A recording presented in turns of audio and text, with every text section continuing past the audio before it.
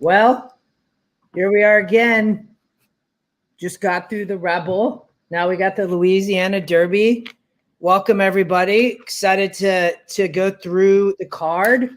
Welcome, Brady. How are you? Hey, Justin, I'm doing good today. How about yourself? I'm excited about this card and ready to tackle it. Yeah, I'm doing great, man. It was a good week. Like, I can't complain at all. How was the week? It was pretty good. I've been working all week. I haven't even had a chance to change yet. And so I did my handicapping last night. I worked all day today, and hopefully we have happy clients. And so we're ready to handicap some horses. But I was thinking about how the Rebel went and how pumped I was about that Oakland card. And man, we were this close to crushing the whole thing. If it wouldn't have been for Concert Tour, I think we would have had the majority of the card. We had a great call on CZ Rocket, and man, that horse ran his heart out. That was really cool to see. And you hate to see Whitmore lose, but I think that was one of those situations where we found a very vulnerable favorite and capitalized on it. But other than that, I was thinking about Concert Tour and how wrong I was about him. And sometimes that's okay. You got to move on and know that he's a major threat going forward. But yeah, overall, great weekend. We got to see Swiss Skydiver. I'm calling her the princess of the female racing right now. Until she takes down Monomoy Girl, she'll be the princess. But I hope I get to see them match up later on this year. So should be fun. Should be fun this week. It was fun to go through that. We had some winners. I mean, we had She Dares a Devil, right? I mean, hit the early pick 5, CZ Rocket. I was trying to flip back to the card here, but for some reason it didn't want to. My lock, which was Joel on Agir or whatever that horse's name was, didn't show up. But it was so funny because I had the Flow Maker horse was the 2 horse, and I was trying to go back to it. And like 8 to 10 to 1. Yeah, and people paired that horse in a pick 3 with the 12 furlong race and hit it with the 50 to 1 shot. And so I went back and watched the video from last week, and I remember, yes, there it is, race 8, Special Reserve, paid 8 to 1. Had the big morning line edge, was 12 to 1 the morning line versus 9 to 2 for EquinEdge. And then in the 9th, Carlos L, right? 47 to 1 blows up the board with the 84 GSR. And I remember us going through this race and how wide open it was. And then to end it with CZ Rocket.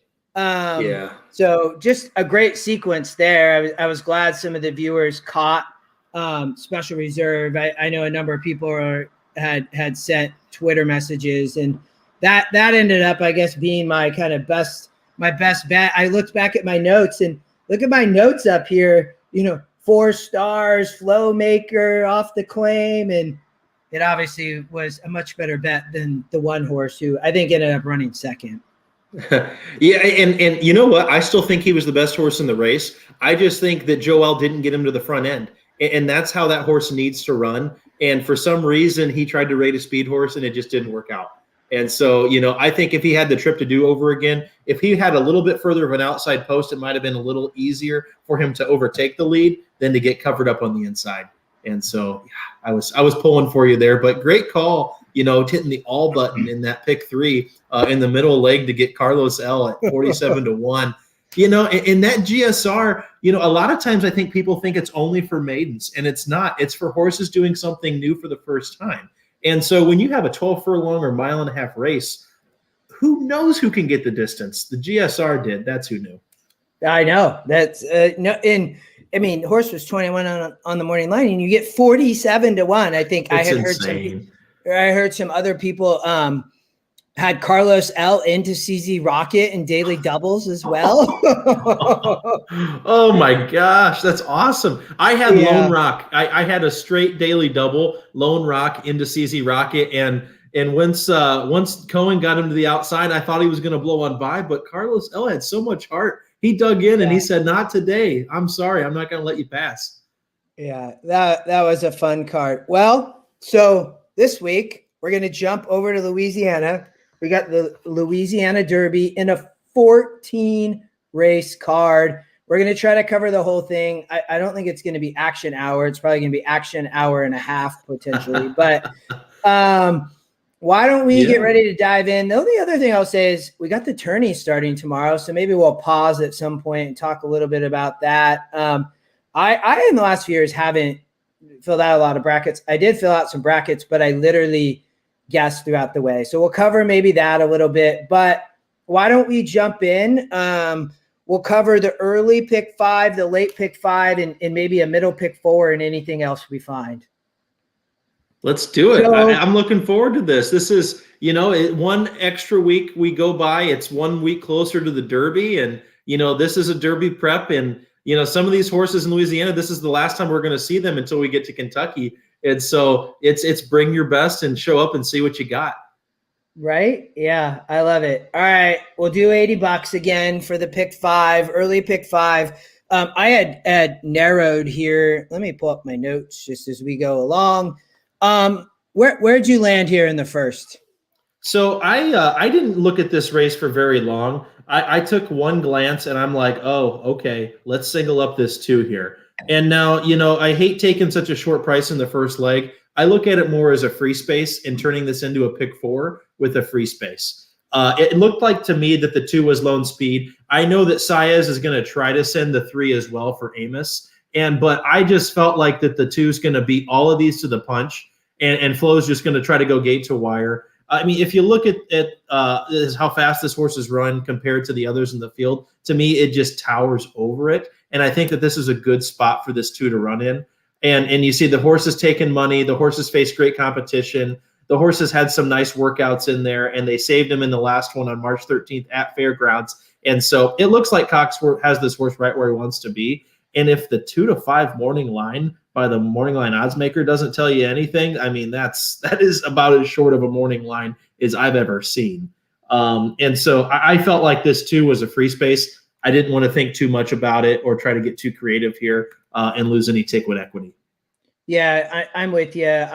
You can see in my notes, all the stars by the 2. I didn't even star another horse, which just for viewers, I try to keep myself on task when the day comes to know who I really like the best. I'm with you. I just thought these others were up against it. Obviously, this is a state bred stakes, correct? If I remember correctly. Mm-hmm. Yeah. So, all right. Well, we're singling the 2. We'll regenerate. And my only question about the 2 here that I had was, is this the first time that this horse is going 2 turns? Because I know the horse has won at a mile, but I'm not sure of the it looks like it ran at Delta Downs for those last 2 starts. I'm not sure if their 8 furlong configuration is 2 turns or if it's 1 turn. I'm guessing it's 2.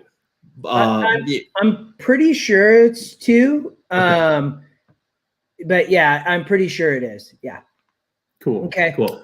Well, at least, the horse is proven, going 2 turns, and that's important if it's not trying something for the first time. I just think if flow breaks, this horse is gone. Yeah, I'm with you.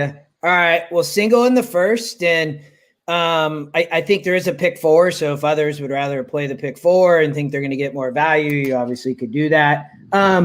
So in the second, in this sequence, I think the first 7 races, there's a bunch of maiden specials. So kind of cool. Then the whole back half of the card's all the stakes races. Where did you land here? I know I had shortened up a little bit. Sure. And that's a great point about if you don't want to play the pick 5 and single that 2 to 5 shot, because more than likely the horse is actually going to be 2 to 5. And sometimes in these skinny sequences, you'll see the pick 5 and pick 4 pay about the same. And so I would say if you're planning on doing a skinny or ticket, play the pick 5, go ahead and single that 2. If you're trying to maybe spread a little bit and catch a pick 4 for a price, maybe skip the first race instead of taking the free space and play the pick 4. Might be better off for your ticket structuring.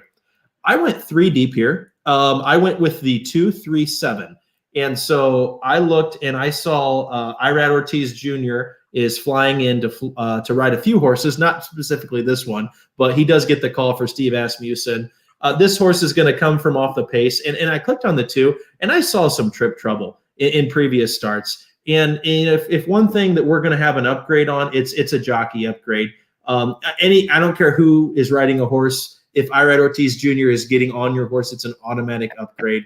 He typically finds the best trips for his horses, gets them in the right spots. And so, this horse is going to stalk. He's going to try to pounce and make one run at the end. And I thought it was interesting that Santana is not flying in from Oakland this weekend to ride at Fairgrounds. A lot of Steve's mounts are going to Joel Ortiz and then Joe Talamo. And so that's something that we talked about a lot last week, as Ricardo was red hot at Oakland for Steve on Saturday on Rebel Day. And he really shined, but he's not flying into Fairgrounds here. So when Steve's got 2 in the race in some of these, it's going to be a little bit of a coin toss to know which one's live. But I did like the 2 for back class and also some trip notes that I had on him. The other horse that I liked here was, I was going to give Crosscheck the 3. It's a Brendan Walsh horse that's owned and bred by Godolphin. And so the Godolphin kept this horse home. First start was off a little bit slow, but ended up really kind of doing a 1-pace run around the track. I'm going to go ahead and toss that race. This horse is out of Nyquist, and so let's give him another shot. He gets Joel Rosario for the call, who's another one of the top jockeys flying in here. I didn't want to get beat by this horse for that reason, and it's got the top GSR in the maiden special, weight at 81. Yeah, I'm with you. I actually really like the 2 here with Irad, and the morning line likes the 2 quite a bit. And for me, and for viewers, I like this race from a betting race perspective, because I actually liked the 2 and probably the 3 even over the 7. I mean, I see the 7. It's been facing these same horses. I just don't think this is a great group. And when I say group, I'm not referring to the 2 and the 3. I'm referring to the 7, the 3, the 4, and the 5, because they've all been facing each other.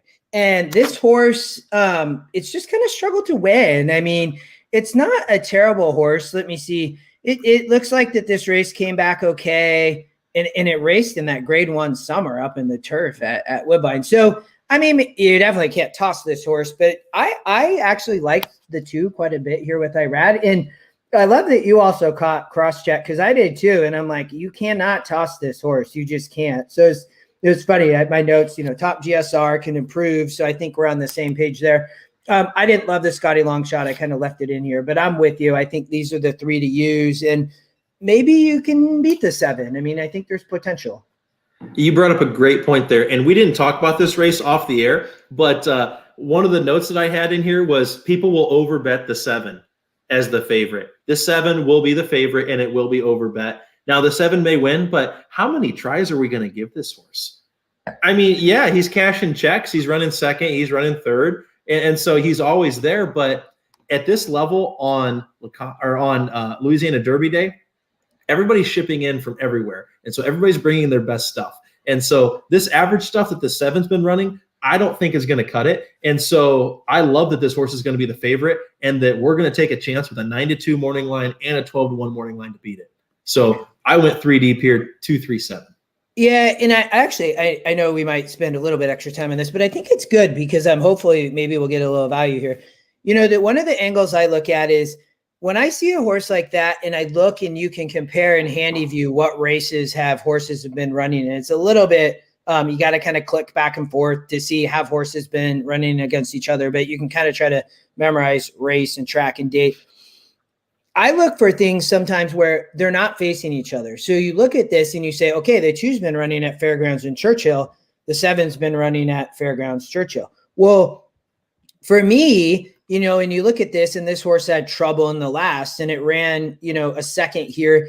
And I have some notes here, and look at this 2 horse, this 2 horse, 2 back at Churchill, it ran against Caddo River and Kentucky Pharaoh. And we watched Caddo River, who's not a bad horse, and Concert Tour got the best. And Kentucky Pharaoh had turned out into a nice little horse running at Gulfstream. I really like that. And again, I did a little extra research. I do that just to kind of, but you get a 54 SOR. This horse hasn't been able to, or the 7, it's been trying to win, and maybe it gets it here, but I just didn't love its competition. I liked the competition the 2 was facing here, and you get Irad, and you're taking Steve. I mean, so I think the 2 is going to be a good bet. I'm hoping we get a little bit of value. That's a great point. I didn't know that he had ran against Caddo River, and I hope a lot of people don't discount Caddo River after that performance because he did face a monster. Maybe Caddo River is just a one-turn horse, and that's what he wants to do. Kind of like Jackie's Warrior. I see a lot of similarities between those two, and so don't discount anything that happened to Caddo River. Next time out, I'm sure he's going to be fine. He just faced a beast, but the back class of this too, Alejandro for Steve Asmussen and Irad Ortiz Jr. I don't think we're going to get 9-2, unfortunately. But hey, I think we'll be second choice. Which, whenever you can beat a favorite in a multi-race sequence, it could be balloons. So let's go. And EquinEdge has that 3-1. I'm guessing we're getting 5-2 to 3-1, which I'm going to take because I want to beat the 7. So all right, we'll go 2, 3, 7. We will regenerate here.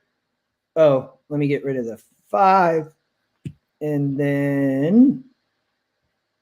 All right, we'll go to the 3rd.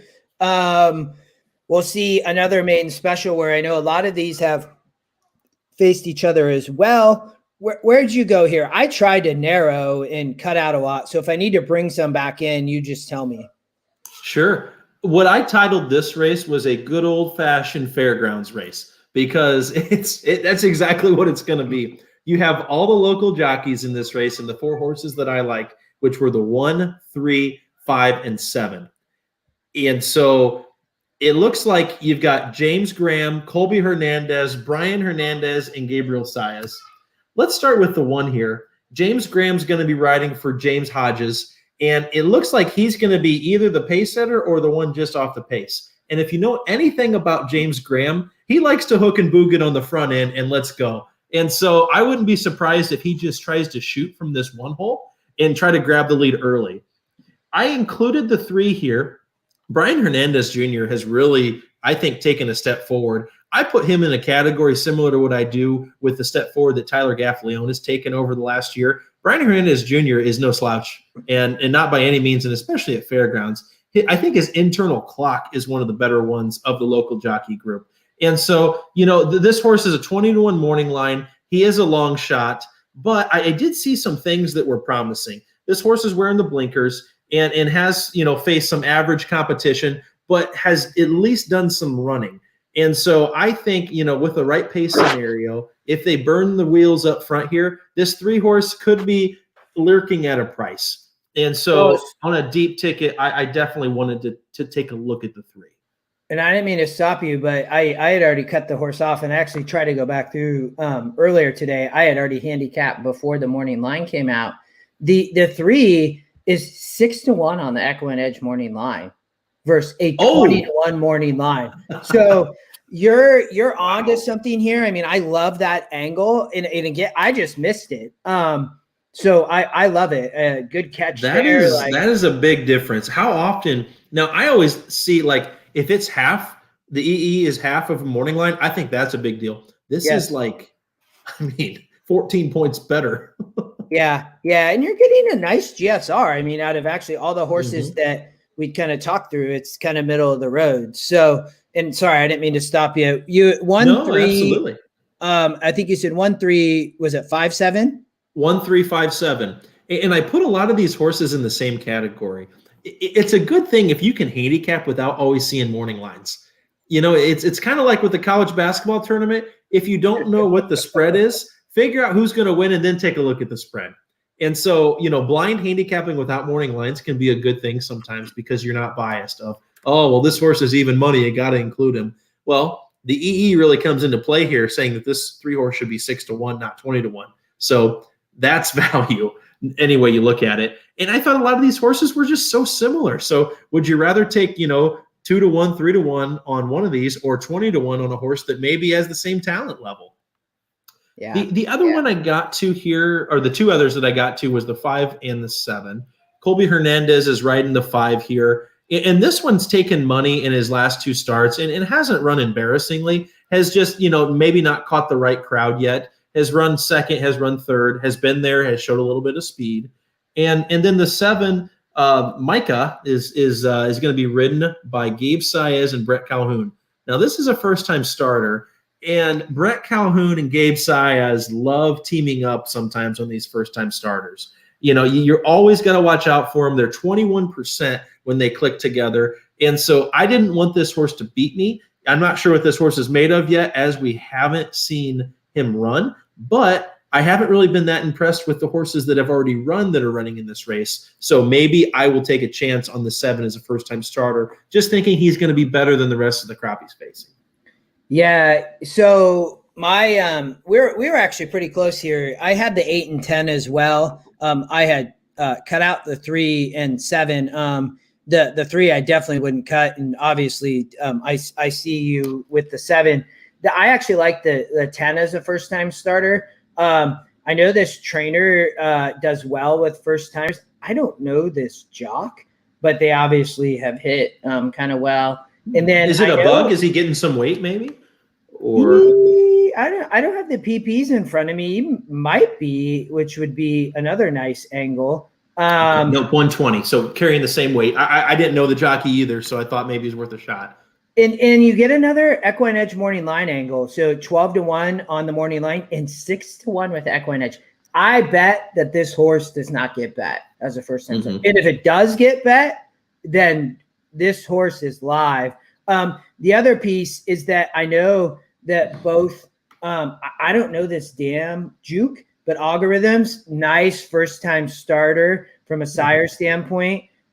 This thing's been working at Louisiana Downs, ships into Fairgrounds. Like, I think this horse might have something, and this is not a tough group. You get a nice GSR. So I think you definitely want the 10, and I think you can see we're spreading here a little bit, and I think I think we might have a little bit of opportunity later, though, to cut, so we might be okay.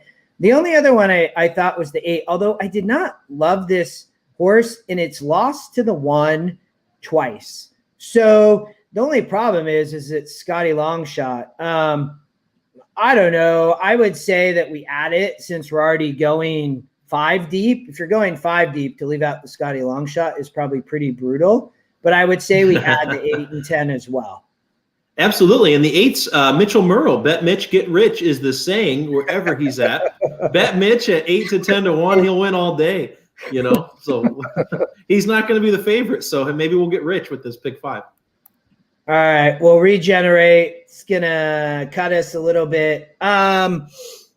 It is only using 4 horses here in the 4th leg, but that's because I had cut out a bunch. So let me know where you went, and we can add back or we can narrow. Sure. So what I did was in race 3, I had the 1, 3. Oh, sorry, we're on race 4 now. You already got that one locked in? Okay. Yep. Yeah, we're locked in for the 3rd. Yep. Good stuff. Okay, on to race 4 here. Now, this one was tricky for me. This is what everybody would probably call a decent to a good betting race. I thought that there was multiple cases to be made for multiple horses. And so this one was tough. And so I felt like that we were probably going to have to get towards a maybe a single or going, maybe a couple of deep in the last leg, depending on where the ticket cost ended up. But let's go ahead and find the winner here. The top choice for the Scotty pick is the 4. And I don't disagree with that. This horse has been proven, and Brian Hernandez is riding for Cherie Devereaux. And so this horse is kind of the class of the field, so to say. And so I didn't want to leave this one off. My top choice is actually the Scotty Longshot, the 5. And this is another horse that Mitchell Murrow is going to be riding. I like that this horse has a few excuses. Okay. In one race, he got caught inside. In another race, he got bumped. And in another race, he was 3 wide. And so he won 2 of those races that I mentioned there. And so I'm willing to give this 5 a shot. And I thought 8 to 1 was a very, very generous price. And so, it's a kitten's joy going on the turf here. And so I found that was interesting. The other one that I thought you wanted to take a look at was the 8-horse Fate Factor. This is the block horse that Adam Busquets is riding.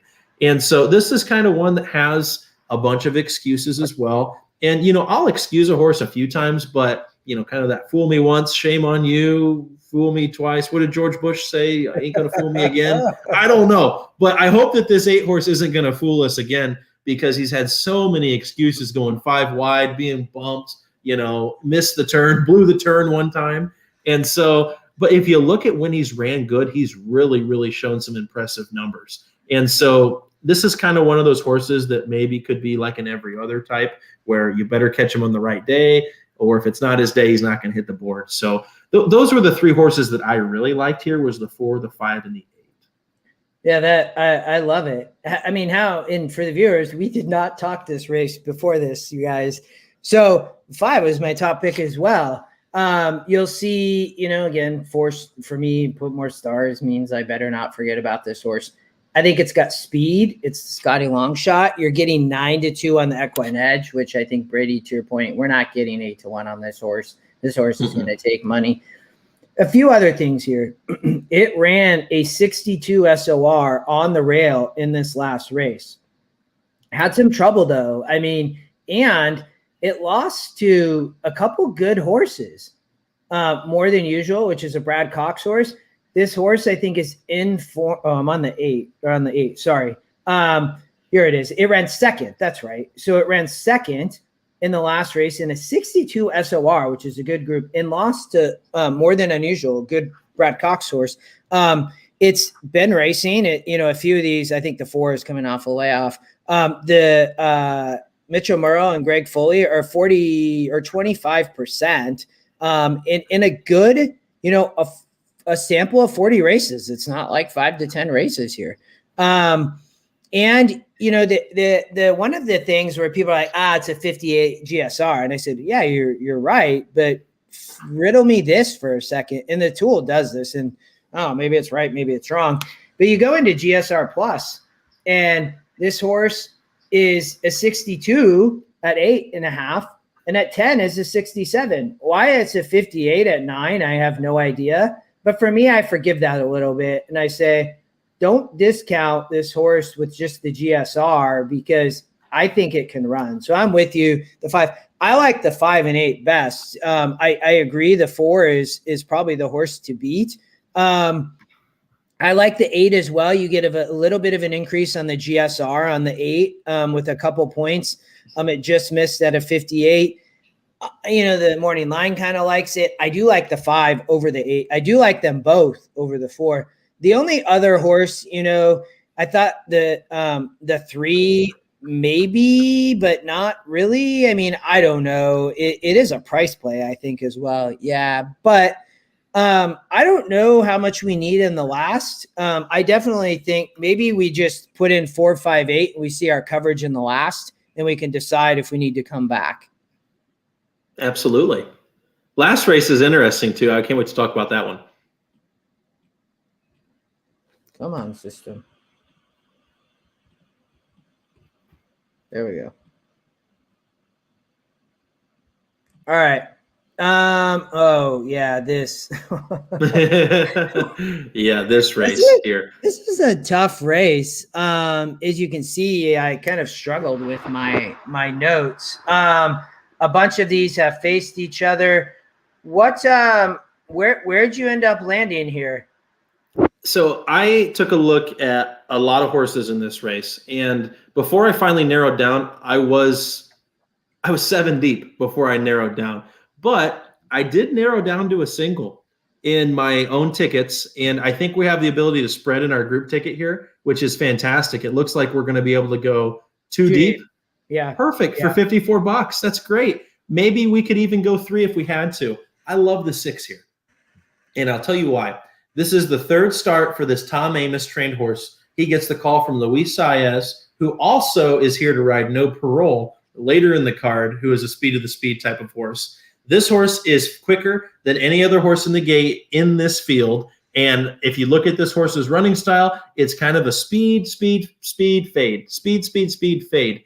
And I think with the jockey upgrade and the jockey change to Saez, he might be the difference maker in this horse's 3rd time start, maybe maturing a little bit more, getting the lead on his own. There's a couple of other speeds in this race, but then you always hear the term, the speed of the speed.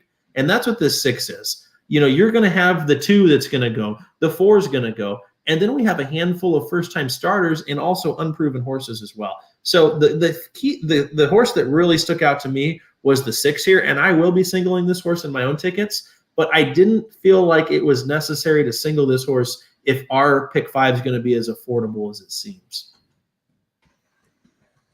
Yeah, the only other, and I'm kind of updating my notes just because I think the system decides that it wants to do different things from when I had handicapped this race. I also thought the 2 had a shot. It was the Scotty long shot at one point. It's now the Scotty second pick. I thought that the 9 had just a good work pattern. Second time out for Albert Stahl, and you get Rosario, who I thought was going to be my homeboy last weekend, but he didn't decide to show up like I thought. Yeah, he showed up on the one race where we didn't bet him, and that was Concert Tour. So I know. I'm right? not sure that I think I could have ridden that horse to victory. So I do like that you mentioned the 2 here. And I think that the 2 could improve off of his first time start. He did not run an embarrassing figure the first time out. I mean, it was impressive. And so second time out should improve and is going to be stalking the lead here. And so if history repeats itself with this 6, that the 6 is a speed and fade type and Luis can't get the job done, this 2 is going to be right there. And so I just hope that the 2 can get off of the rail after the 6 clears. And so let the 6 clear, angle this horse out, Gabriel Saez. You're going to have to get in that 2 path, or else it's going to be really hard for you to come up the rail. Yeah, I think the system likes the 5 also, which is the Scotty top pick. You get, it's Brad Cox and Flo. Is this a first-time starter? Oh, no, second-time starter. Second time out, yeah. And I'm not sure. It looked like the horse was bumped the first time out is what the note says. And so I'm not sure what the tactics are going to be for this horse. So many times we see them just try to go to the lead and gun for it and take no prisoners. But it looks like this might be more of a stalking type. And so, maybe the instructions will be, hey, the 2, the 4, and the 6 are all going to go and they're going to burn their wheels up front. Let's just sit the pocket trip right behind here in the 4 spot and just pounce on them once they start tiring. That could be the strategy here for this 5, and I don't disagree with that at all. Well, that's what the ticket generator got. So maybe we go with that. The only other horse that I thought that I was kind of looking back through, you're looking at the morning line a little bit, was the 9. And I know I mentioned that with Joel. It looks like it was wide. Maybe they're still going 6 furlongs here. So, 2, 5, 6, maybe for viewers, if you end up liking the 9 some and you can toss one of the others, but I think we stick with that. We were a single in the first and then 3 deep in the second. We spread there in this maiden special here. I think this was a tough race. This, the 3rd and the 5th were both tough maiden specials. The other option is if you end up, you and I both love the 5. So for viewers, who's the other one here, 4 or 8, and you have the option to add somebody in the last would be another option. So that might be something I personally would do because I like the 5 so much. And maybe I go 2 deep here and then I add a little bit in the last. But there's a ticket from the generator of what it comes up with. And we went over this last week too. And we kept our ticket true to this. Spread in the maiden special weights, the claimers, go skinnier in the allowance and the stakes. So the first race is a non-graded stakes, we singled. And the 4th race, we spoke very highly of the 5, and that's an allowance race, but we only went 3 deep there. So we're trying to spread as much as we can on these maidens because these horses can make very vast improvements just from one start to the next. Whereas an older seasoned horse, you really don't see that much once they've hit their peak. Yeah. And, just for, if you end up even going, you single there, add 2 horses, the ticket generator, look how much coverage you get in the last race if you single again. So that's fantastic. There's an option, $72. To be honest with you, I'm playing this ticket here for viewers. I really like this 5 horse. And the thing is, you're going to get a ton of value on this horse. The morning line is 5-1 or 5-1 EquinEdge. It's 8-1 there. So, the other option too, maybe you want to go 2 deep. So if you go 2 deep here, you can still get the coverage in the last race where you get some additional coverage. I probably add the 9 there. $100 you can cut elsewhere. So there's a couple different ways to play it for the viewers. And aside from the pick 5, I do have a daily double play that I'm using the 6 in this 5th race into a single in race 6.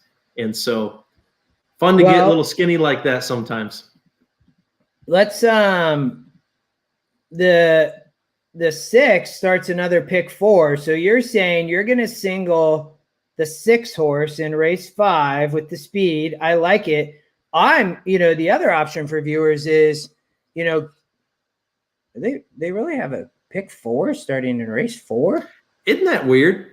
Before the pick 5's over, it's not like, and they have one on race 2, I think, as well. Maybe not. Well, that's common. Yeah, that's a lot of times common. Pick 4s, you can play pick 4s all day. You get rolling pick 4s, right? Yeah, which is for viewers. This is really crazy because if we think about this, let's just do this. We've kind of covered the races here. Let's just say, and figure out a sequence that everybody's confidence in. So you could spend 81 on the early 5 and have to get that single home, or like what Justin's doing right here, make a really affordable $24 ticket using the same horses. Who do you like? In the 5th, we talked the 6. So, you could go really slim here. You literally, for you could play a daily double from the 4th to the 5th and the 5th to the 6th. So, if you really like Brady's 6 there, you can play those and then you get coverage. So a lot of options, I think, early to play here. I didn't catch that pick 4 starts early there. So that's interesting. I think there's a lot of value, it looks like, potentially. So let's jump to race 6. We'll start the pick 4. I know you said you're playing a daily double from the 5th to the 6th. So where's your big key here then in the 6th race? It's not going to be the most popular choice, but that's how we get paid. I'm going at least 2 deep here in a multi-race ticket other than the daily double. The daily double is going to be a single. I'm taking the 6 in race 5, and then I'm singling my boy from Chicago, Louis Roussel III, on the 1 here, Global Empire. And so let me tell you a little bit about this horse. His dad's American Pharoah. And if you've learned anything about American Pharoah's progeny, it's turf sprinters. Why? We have no idea. American Pharoah was a Triple Crown winning horse on the dirt going 1.25 miles and long, going 2 turns. And yet, he produces horses like 4-wheel drive that won the Breeders' Cup, that gave him his first Breeders' Cup winner. And so why are all these American Pharoah horses sprinting at a young age? And so other than that, I love Louis Roussel as a trainer. And in his first race, he broke from the outside post, ended up getting over, just stalking the pace, ran 2nd, just got outrun that day on the dirt. Well, Louis' horses really don't run on the dirt. They're always meant for the turf. And so I looked at the workouts leading up to that last race. 1st out of 7, 1st out of 68, 2nd out of 81. This horse was absolutely blitzing the training track with 2 bullets before his first start. Ran a nice, respectable race going 2 turns on the dirt. Now Louis gets this horse over to the turf for the first time and gave him 2 works that were kind of just maintenance works. They weren't too fast. And so clearly, I have a feeling that he's been pointing for this race. He calls Florent Giroux to ride for him. I love everything about this horse. And yes, I'm going to go against my boy, Irad Ortiz Jr., that's riding the 8 here in the double, but I'm not stupid enough to leave him off in my pick 4. So I really like the 1 here to complete the double, but the next horse that I went to was definitely the 8. You don't want to get beat by this horse. Asmussen's not known for turf success at all. He did. Cowan was the horse that ran behind Golden Pal in the Breeders' Cup Juvenile Turf Sprint earlier or later last year. And so he gives Ortiz the call. And this horse hasn't run bad, but, we're getting a major jockey upgrade that really, I think, is the best turf jockey in the world. I'll put him up against anybody. And so I'm going to use the 8 here as well as defensive use. Yeah, I really liked the 8. You'll see my notes on the 1. And I think you're onto something here. The system really likes this horse at 5-2 EquinEdge morning line. It beat a bunch of these horses in this main special first time out routing. Now gets over to turf, to your point, which this horse is bred both sides. And as you said, AP's produced on the turf. I can see it. The only other horse, I mean, the 2 is Scotty Longshot, but this is a 1% horse.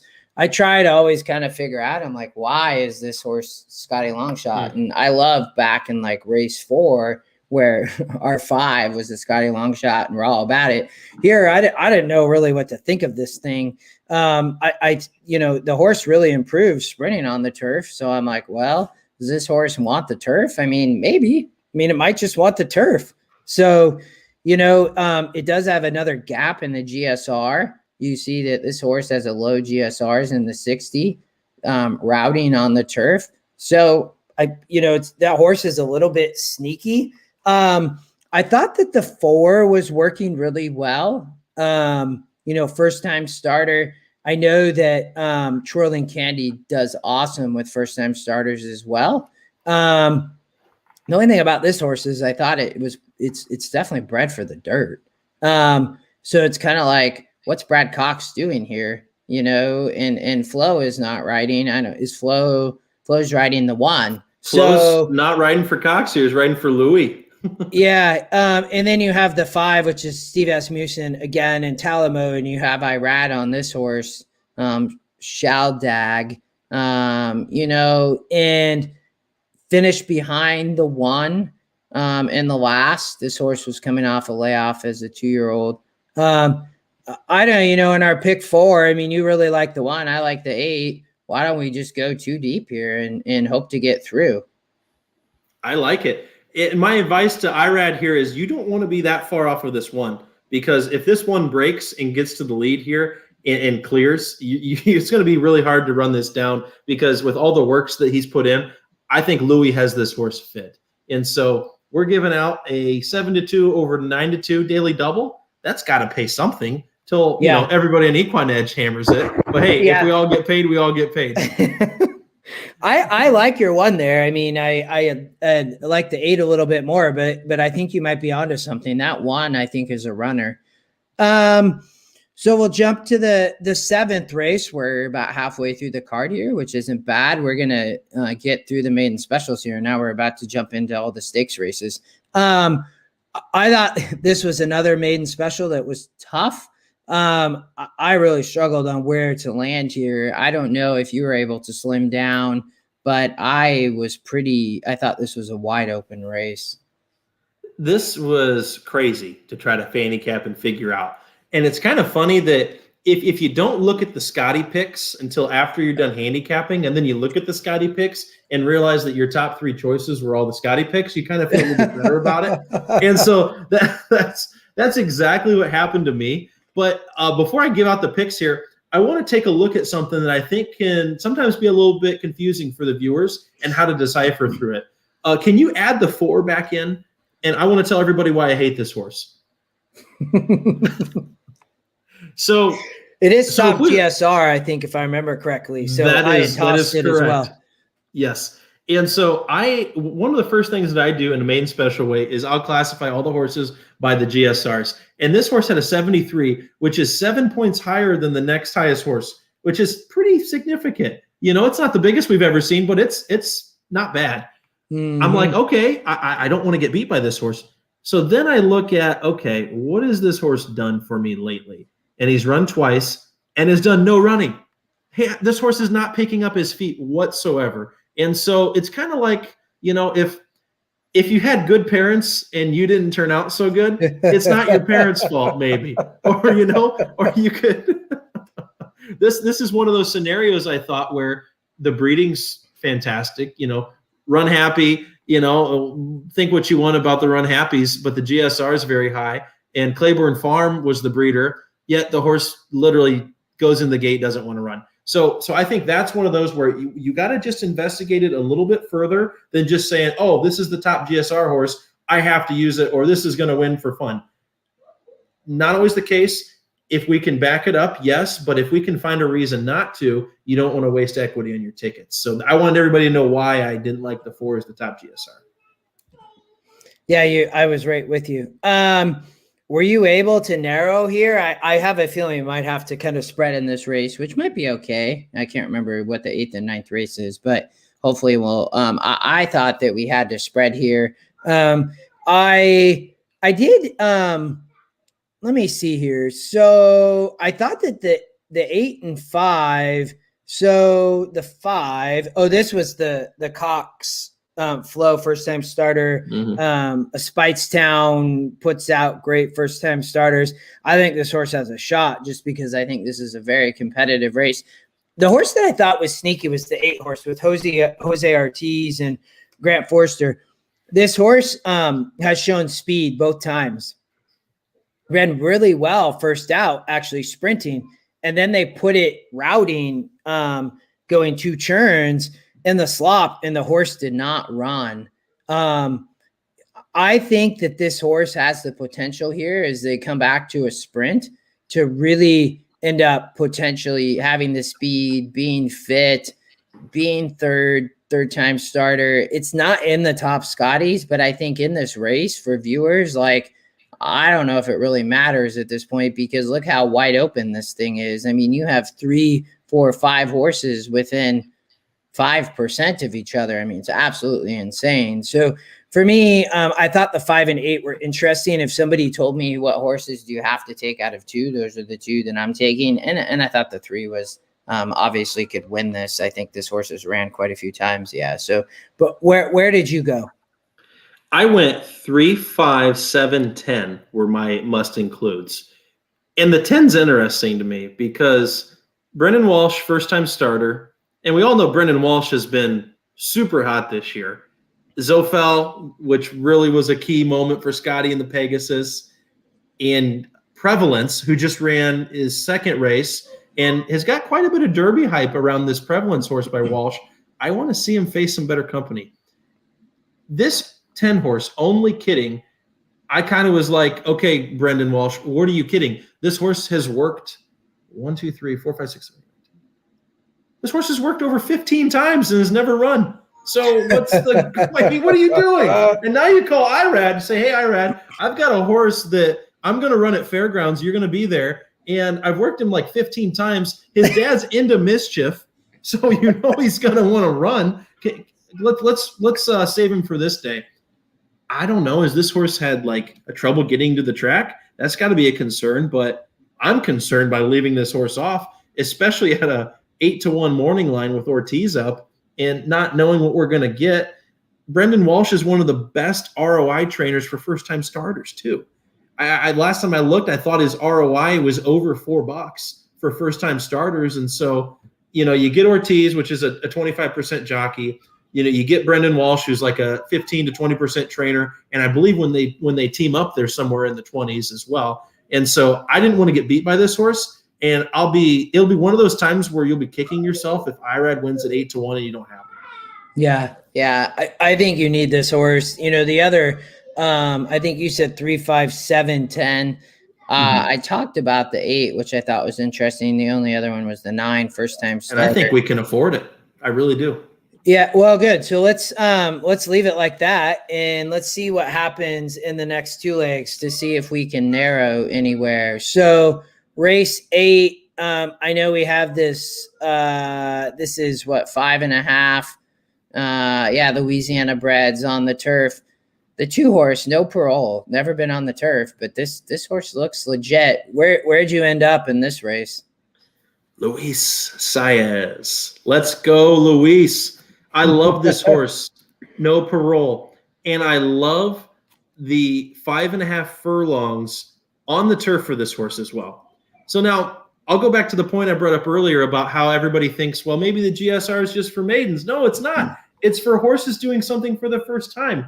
And I loved this horse before I looked at the GSR because I felt like this horse was going to be lone speed. You got Saez riding for Tom Amos. And I've watched this horse last year, you know, up in New York. I loved him. He caught a little tougher company, and he doesn't like it when he has to eye another horse. I don't think he's going to have to see another horse this entire race. Then what gave me more confidence in this horse was seeing that he was the top GSR by 4 points. So maybe this is what this horse has wanted to do all along. I'm willing to take a swing. I love the 2. Let's go, Saez. Gate to wire on no parole. I think it's awesome too. I'll be curious if this horse is probably going to take a bunch of money. I mean, even money on the EquinEdge morning line. I'm with you here. I mean, this horse, I think to your point, still ends up being the top GSR. And I think what people think sometimes is, and you brought up a great point, is, yeah, this horse has been on the dirt. Like, what are they doing? And it's like, well, look at the GSR Plus. This horse can run on the turf as well. I mean, they're placing this horse in a Louisiana bred turf sprint. Maybe they want to see if they got a special horse on the turf to see where it's going to go. I mean, they know it's a great horse on the dirt, but they want to see what it has on the turf. And I don't think this is an extremely tough race for this. This horse is beat Shoplifted in Echotown, which are two great horses. This horse is the class of the class here. I'm guessing you were thinking we single here. I'm not opposed to it. I think the 6 will run a good race. I think the 12. The only other horse that, and you'll see I have a bunch of notes, was the 12. He was the second pick. Is that you're going to get value on this horse. It gets an outside post. It's kind of third off the layoff. It's run really great. You have flow. It's run really great at Fairgrounds. You have flow. You are getting a weight break on this horse. So this horse is in with flow with an allowance on at 114, and everybody's at 119. So I'm not sure what's going on there. Maybe it sits a good trip off the speed potentially, but I can see singling the 2 here. Was that your thought process? I wish I could get a weight break personally sometimes, but I got to go to Hawaii here in 4 weeks. So I tried on my swimsuit the other day. I was like, yeah, I need a weight break like that. So if you can get me down to 114, that'd be cool. I thought if I take no parole out of this race, I agree with you that the 12 would be probably next up. Other than that, I'd have to have all. This would be an all button for me all day long. And if no parole doesn't break, you're going to wish you had the all button here. Let me tell you that, because I don't see this horse passing anybody if he doesn't break. And he's never, I mean, he didn't break one time in his career, and he finished 8th against Nadal. That's a blast from the past, it feels like, pre-COVID days. But yeah, I just think that this is the spot. I'm going to trust Luis. He's a great gate jockey. Yeah, he knows how to get a horse out. And so I think this is one of Tom Amos's pride and joys. And if this horse breaks, he should win. I think it's pretty simple. And if he doesn't break, you're going to wish he had all. So choose wisely. Let's single here. And if I can click the right button, lock it up. It's going to spread in the last. It looks like I thought this race was pretty wide open. If we single there, you obviously can maybe add in the first if you want to play a bigger ticket for the viewers. Or where did you go here? Did you have a good read on the 9th? I felt like I was able to narrow down to 4 horses, which I think's pretty fair. And I'm not opposed to adding 1 or 2, if we can agree on one. But the top 4 horses that I liked here were the 1, 2, 3, and the 7. And so the 1 horse is Highland Creek. This is a Brett Calhoun horse. This is a horse that likes to go out and get the lead, and so I don't hate that. If you can't tell, I like speed horses. Until we get to New York turf courses, I love speed horses, especially at this time of the year, going on the dirt. Young horses that aren't that battle tested, that maybe or maybe not have taken kickback. That's a huge issue if your horse doesn't like kickback. And so I do typically try to learn or lean towards speed horses. So I like the 1 here. I also liked the 2. This is another Brett Calhoun horse, Gabriel Saez. This is the one that's half the price of the 1. And oftentimes you'll see a trainer enter 2 horses and you'll wonder why. And what is the reasoning here? It's 2 separate ownership groups. And so the trainer is trying to do the best for the owner, and this is the spot for both of them. I don't think one's a rabbit. I think that both of these horses can run, and they just happen to be facing each other. The 1 really popped last time out. And so, Justin, do you believe in the bounce theory at all? If a horse pops big in its second start, how he comes back and responds in his next? I don't. The problem is it's hard to find consistency there. I think it can happen. Why? I have no idea. I mean, that's where I struggle. And you can see this one horse looks like when it broke its maiden ran really well on the turf, and then wow, they put in a really tough allowance race. So is this horse going to bounce? I don't know. I don't really think so. I think you'll see mine. I really like this horse, and it's Scotty Longshot. I mean, wow. I think this horse could actually wire the field, to be honest. I think this is actually if I was to take one horse, I would take the one horse. So in this case, I don't believe in a bounce theory. Good stuff. Good stuff. The one I thought was interesting is you always love it when you see a 10 to 1 morning line pop up as the Scotty second choice, the 3-horse Wise Verdict. I don't know that the morning line odds maker, if he had to do it over again, would be 10 to 1. I'm thinking it's because of the trainer, Brett Brinkman. And I don't know a whole lot about this trainer. I do know that he called Flo, which is a popular thing to do out here when you have a good horse at Fairgrounds in Oaklawn. And I thought it was interesting that the EE morning line on this horse was 6 to 1, which is almost half of what the actual morning line is. And so EE is telling us this horse should be competitive. The other algorithm, the Scotty picks, is saying that this is the second choice. You get maybe one of the top jockeys that's riding out here. And so I felt like I had every excuse to use this horse at a price of 10 to 1. I actually really like this horse. You'll see I have my little 3 stars next to that horse as well. I'm glad you reminded me, along with the one. I think this is a great betting race. The back class is nice on this horse. I think it's going to get overlooked. It ran really good in this stakes race. This is going to be a nice Louisiana bred stakes race for these 3-year-olds. This 3 ran great in this Delta Down stakes race. And I think, if I remember correctly, I said it was a so-so stakes, ran a so-so allowance. And I said its maiden was a bit of a weak field. So, but I like the 3. I thought this was a very competitive race. I'm with you, though, on the 3. Going back to the 2, you'll see I actually think this horse is very vulnerable. I do not really like this horse at all. As we go through this, I actually really like this sequence now that I think about this, because I'm going to really try to beat this 2-horse here, who's going to probably end up, well, it is the morning line favorite. I don't know. He's going to be the favorite. He might be. Yeah. I don't know. And I think that the 1, I think the 3 has a shot. I know, had mentioned one other horse. I feel like maybe it was the 7, but remind me. 7-horse. Yes, that was the 7. That's the WinStar. Go ahead, go for it. Take us through it. It's so the 7-horse unanimously. It's owned by WinStar Farm, trained by Steve Asmussen, Joe Talamo to ride out of Tappet. And so this horse is interesting to me. I always like it when Asmussen's horses break from the outside and don't get covered up. And so I think that Talamo is going to be able to give this horse a nice clean trip all the way around the track. And depending on what the inside Calhoun horses do, if they go, I see the 7 sitting the typical Steve Asmussen stalking trip in 3rd. And so I don't want to leave this guy off. I felt like this horse was improving, and I did like some of the workouts, and so this horse has improved every single time he's ran. And so that to me means a lot. If you've seen a horse run 3 times and he takes a step back, the horse has actually improved every single time he stepped on the track. And so why can't he improve again this time? I'm going to give him a chance here, especially since I was already going 3 deep. I felt like the 7 was a must include for us. Yeah, I actually watched this race on February 6th. I decided to go watch it because I saw this. I'm like, gosh, this horse was 13 lengths back and ended up still winning. Wow.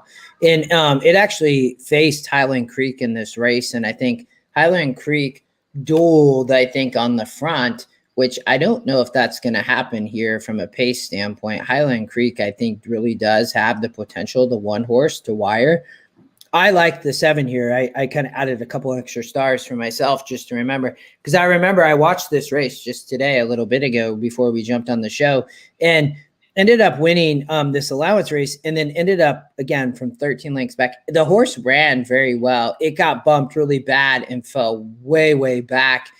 Obviously, Asmussen puts this horse in here. I think this horse could surprise at a price. I think we definitely need to go 4 deep. The only other, I thought the 4 was probably a step below, and I know I have that on here, so I would say we don't necessarily need to include that. The 9 horse, I said, has some speed. It won an allowance at Delta. And I said it was the so-so allowance. This horse has won its maiden and then won an allowance. Scott Gelner, right? What are your thoughts on him? Aubrey Green, like anything in this horse? Do we need this horse? Well, I guess if we toss the 4, I mean, we're in the last race here. So I say add the 9. I don't think we need the 4. Our ticket's at $30. I mean, that's a $30 pick 4. If you don't want to single the 2, you maybe could add another horse there. Your ticket gets to $60. The other option I think for viewers is I know that we went 1-8. If for some reason you think the Scotty Longshot can surprise, you can add a horse for $15 there, and you could get your ticket from $30 to $45 if you wanted to add the 2, 4, or 5. Any other thoughts, Brady, on your end? I thought that's a pretty solid sequence for $36 there, $30 depending on what you do in the last leg. I thought it was very affordable and very hittable too. Yeah, I agree. I mean, and you might get a little bit of a price here with your one horse that you really liked. You're probably not going to get much of a price on No Parole, but maybe if you can catch a couple other prices, we really spread out like we talk about. We spread out in the maiden special here. We didn't necessarily in the first, but I felt like we had a good read on this first maiden special weight. So cheap pick 4 there. A couple horses we like, obviously, maybe string along a daily double or a pick 3 for viewers if there's a couple things you like as well. I'm going to remember this middle sequence, though. I really like this sequence. I think there's some good potential here. Absolutely.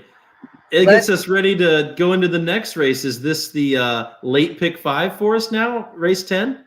Yeah, I think it is. And, we're about an hour in the show, so perfect. We'll end up probably hitting about 90-ish minutes, maybe a little bit less. Let's go with our $80 budget. Race 10. I'm going to use a lot of it in this leg, I have a feeling.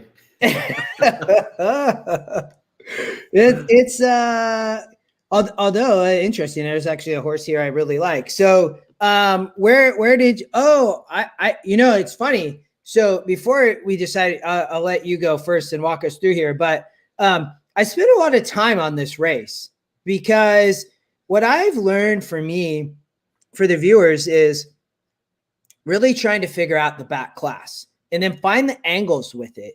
Because the system in a race like this, yeah, you have the Scotty picks, you have the win percents, but this thing's wide open. I mean, this race is wide open.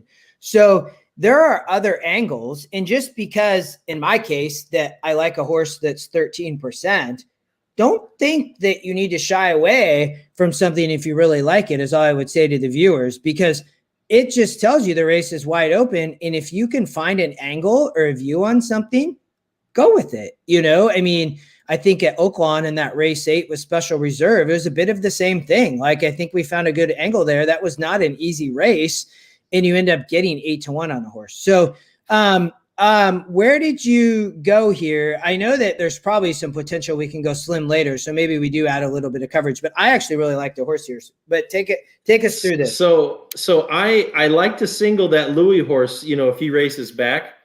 This race is tougher, but I do have a crush on the 8 horse Past the Plate. Let's go, Brian Hernandez Jr. I love this horse. I've been following this horse forever. You like him too? This is my top pick in this race, man. I mean, I think this horse really has a shot here, but let's hear it. Yeah, absolutely. So I think there's something about a jockey figuring out how a horse likes to run. And that's what Brian Hernandez Jr. has figured out here on Past the Plate. The Past the Plate's not an easy horse to ride. And so he does come from off of the pace. I like the way that this race sets up for him. The 1 and the 11 are both going to go. Brian's going to be able to sit the trip mid-pack. I think I want him a little bit closer than what he's used to being. I don't want him coming from dead last. But this horse loves Fairgrounds. He's trending well. And I think it's a great horse-jockey combo. And a lot of people pass on that. They don't think that the relationship matters. Well, it does. I think that Brian really understands how this horse wants to run. And yes, I need a little bit of help from the guys up front. If there's no pace in this race, it's going to be a little bit more difficult. But I'll tell you what, I'm not sure if there's a horse in this race that has a better late turn of foot than the 8 here past the plate. I don't know how often, in this game we see this, but we have mares 4 and up. So, I love that Fairgrounds just says, all right, it's not 3 and up or anything like that. They're just going to start at 4, and, a nice stakes race. I really liked this horse, and I do think that we probably need a little bit of coverage, but I thought that this horse had a great shot. This is a very tough race. So I think, I don't know. I mean, I'll give you some thoughts on this race because I spent a lot of time. I thought that the 1 probably could be tossed. I know that some people might say, this horse has a shot. I mean, it's 20-1. I just don't think it does. I think it's up against it. The 2 horse, the system likes from a EquinEdge morning line perspective. It's a top Scotty. It's a top win percent. I don't think you can toss this horse. Obviously, I think you need it. I look through the SORs a lot on these, and you can see this horse won on the turf at a 68. It is coming off a big layoff. The 3 horse, which is why I started to really like the 8 horse. The 3 horse won at a 72. The 4 horse, second off the layoff. I think this horse might be in too tough from an SOR perspective. I just don't know if I see.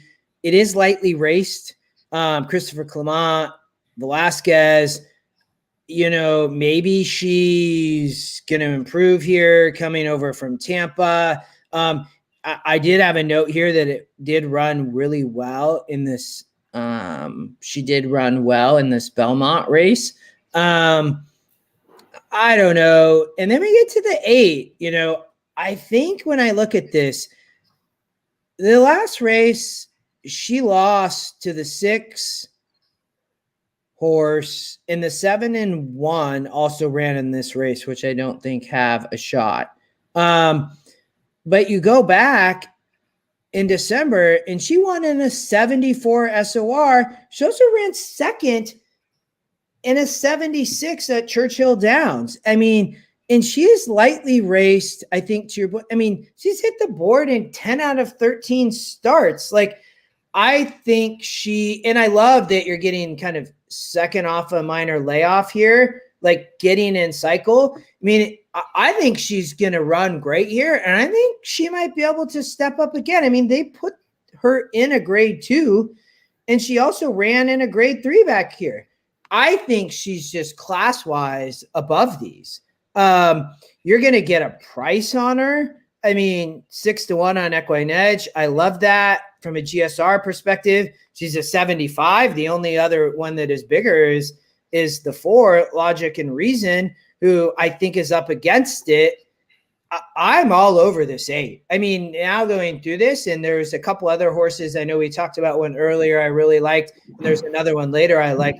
This was one of my best bets, I think, on the card. I really like her. I think that the 10 is sneaky. Is this Jose? Yeah, Jose for Chris Block. Scotty Longshot just missed at a 68 and a 72 SOR.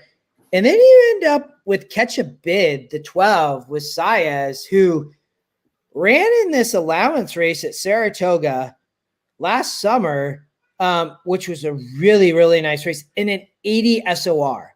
I mean, that's crazy. She came back off the layoff and ran in a really nice stakes race. I think the 12 is very live as well. I struggle. I really like the 8.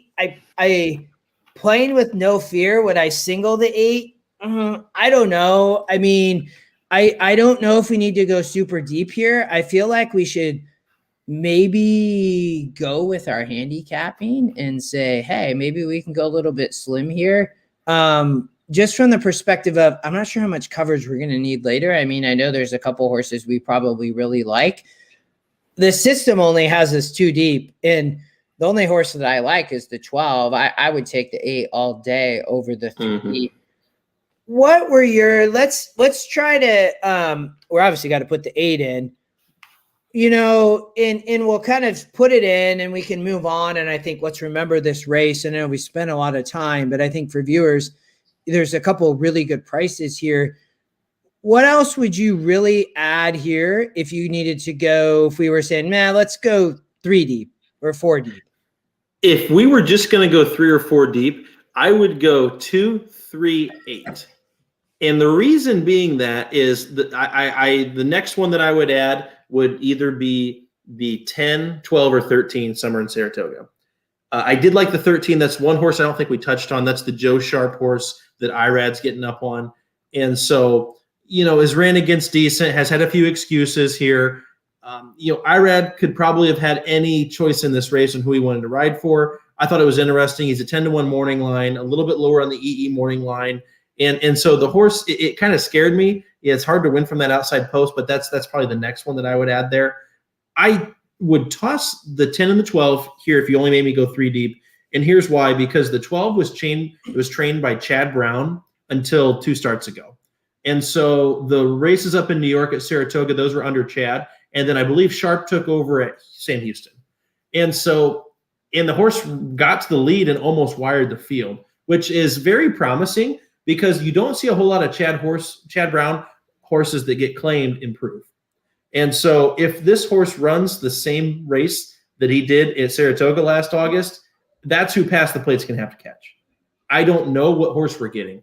And the other reason, the 10, that's the Chris Block horse. Love Chris Block and Winning Envelope. I never seem to get this one right. But, I thought that this horse had faced pretty tough competition. But I feel like he's always that horse that could hit the board, but maybe he's not the one that has the heart to win, if you know where I'm getting at there. And so if you only made me go 3 deep, I'd probably go 2, 3, 8. If I could go 6 deep, I would add the 10, 12, 13. Well, so I might be changing my tune here. Should we just single the 8? I mean, I think we've got, later on in the card, we might get pretty skinny. So we could always come back to this race. Let's, we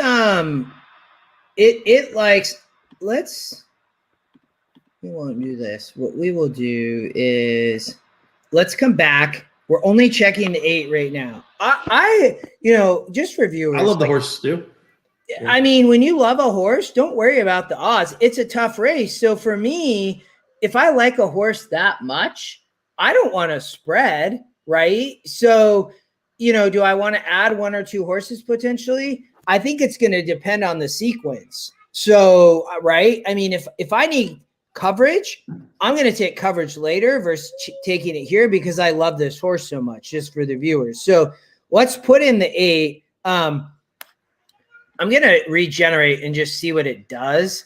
Then it's going to want to spread. So why don't we're going to lock as a single for the viewers. And then what it's going to do is it's going to regenerate through and give us all the coverage later, which I think is good. Let's decide if we find another single, we will unlock and let it regenerate, and it's going to add another horse. But we know we need the 8 because what it's going to do is it doesn't love the 8 that much, but I think it's a good tweak to the tool. I think for viewers, you want to make tweaks to the ticket generator, 1 or 2 tweaks. That's a pretty big tweak, but I think if we like a horse that much, it makes sense. So let's go to the 11th. I know we're running on. We spent a lot of time on that race, but I think that was good. It now wants to spread here in this 4-year-old grade 2, the New Orleans Classic, which we have Owendale. What were your thoughts here? The system loves Owendale. I mean, the system has Owendale at 3-5. I wasn't sure, though. The win percentages here make me think this race could be a little bit more open, but the class points to Owendale. What are your thoughts? Absolutely. And you know what? Owendale has run against some of the who's who in horse racing, especially in the older division. I mean, if we look at who's beat him, Nick's Go, who is a rock star, maybe my favorite horse of all time at this moment.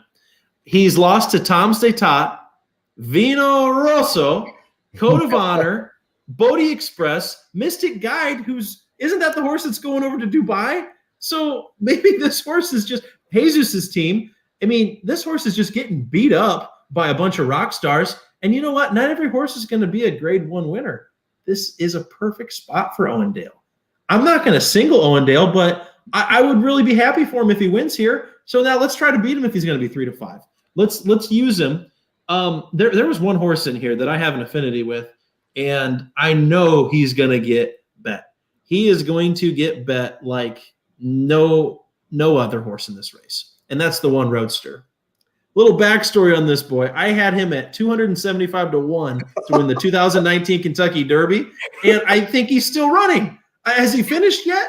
And he's out of Bob Baffert's barn, and he's now with Michael Stidham. And so when I saw this horse show up to Louisiana a couple of months ago, I was like, what the heck's going on? Like, Baffert doesn't send his horses to Louisiana. Well, new trainer switch. And so how often does a horse that leaves Baffert's barn improve? You know, I think that's even worse than my horse leaving Chad Brown's barn. If Baffert couldn't get this horse right, who can? I'm sorry. Roadster's going to take money. He could be the second or third choice. And because everybody's going to be familiar with the name and everything. And I love the horse emotionally, but I want nothing to do with him in this race. And I didn't even put a star by Roadster. Like, I'm with you. He's not a star. Bless Roadster's heart. I don't know what's going on here. I was so surprised to see this horse show up. Keep going. I interrupted you, Sure. But I'm with you on the one. Sure. I thought the other horse that was interesting was Chest Chief. And Dallas Stewart has his way of just kind of showing up when you least expect it. And always at a decent price. Now, he's 6-1 morning line, but let's look at what this horse likes to do.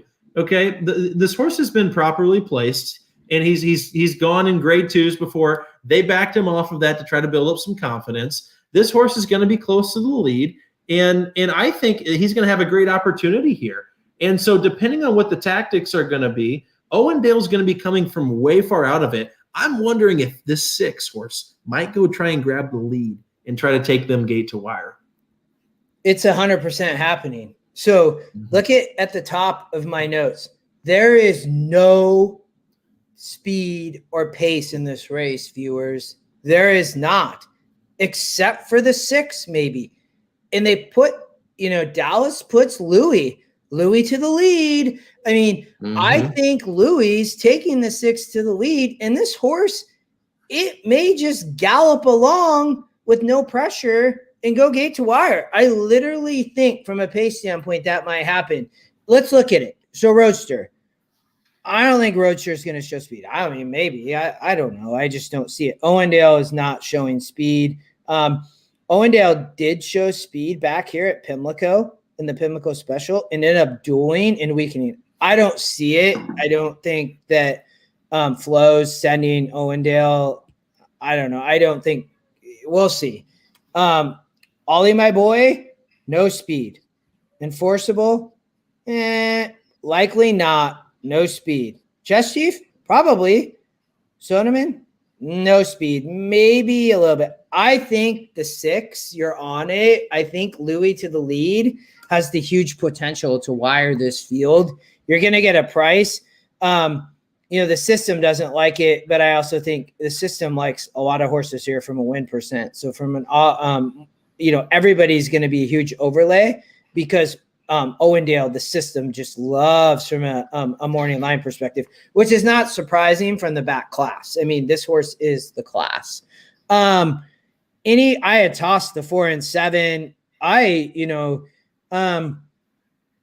The 3, the system liked a little. I guess the 3 is Irad, a very lightly raced horse for this colt. Norm Cassie, I don't know. The horse has won 2 in a row. I mean, I guess if Owendale just falters, or is somehow this horse, is Irad going to get aboard and try to get this horse closer to the front? I don't know. I mean, this is a very tough race. If Owendale doesn't win, the thing could be wide open. What do we do here? I mean, the system's adding a bunch. I don't know if we need to go 5 deep, but what do you think?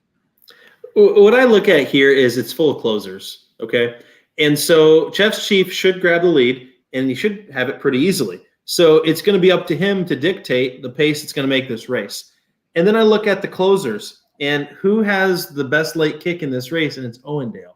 And so as long as Flo gets a clean trip, I don't see any excuses for Owendale to get out kicked by any of these horses, whether it be the 3, the 5, or the 8. And I think Roadster is just kind of going to be a one pacer that goes all the way around. Who knows? Okay, back when I said about Roadster, I saw Johnny V's riding. And if you know anything about what Johnny V does with Baffert horses, he takes them to the lead. I still think even if that happens, I'm not buying it. And so, I could go too deep here. I could just be comfortable with 2-6, hoping that the 6 wires. If not, Owendale's class just prevails. Yeah, I mean, I'm with you. I think Enforceable was the only other horse. The 5 just missed in the Risen Star way back, going 9 furlongs about a year ago at a 74 SOR. Didn't really run in the Derby. Won at a 70 here. Didn't run great in a 78. I mean, the thing I like about the 6 is you're taking an angle. You're taking an angle that the horse is going to get the lead, and Louis can get out there and give the horse just a great trip. I'm with you. Let's take the 2 and the 6. We will lock it up, and it's going to let us spread a bunch later. Oh, hold on. We missed the 2. You cannot forget Owendale. Still going to let us spread later. We have the option to come. You want to keep going, knowing the sequence ahead, or do we want to go back and add with the 8 in the first? I say we keep going. I like singling with no fear with the 8. So let's keep going. If we have some firepower, we'll come back to the first. But let's move on to race 12.